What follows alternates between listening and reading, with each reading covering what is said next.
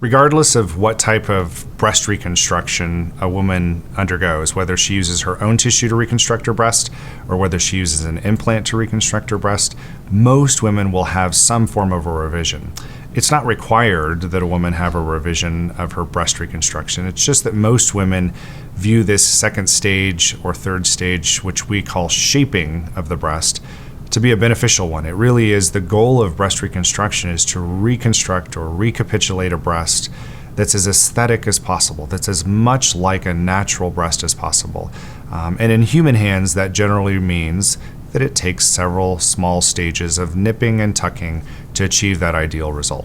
Some of the final stages of revision of the reconstructed breast include nipple reconstruction and pigmentation of the areola itself. So the nipple itself is made up of two structures, the nipple, which is the small bump, and the areola, which is the pigmented portion around the nipple.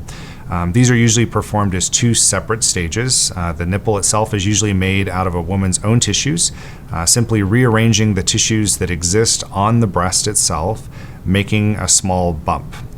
We usually allow that bump to heal for about 3 months before we proceed with permanent pigmentation, which is simply a tattoo type of procedure performed under a local anesthetic where the patient can often drive themselves to the office and drive themselves home from the office for the areola portion of the procedure.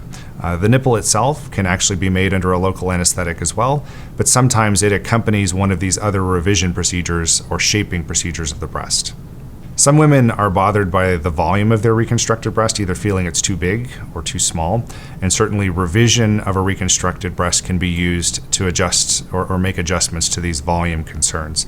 Sometimes other methods can be used, different sized implants or adding an implant to a woman who's used her own tissues to reconstruct her breast, or liposuction techniques to remove excess tissue from a reconstructed breast to maybe downsize the size of the reconstructed breast.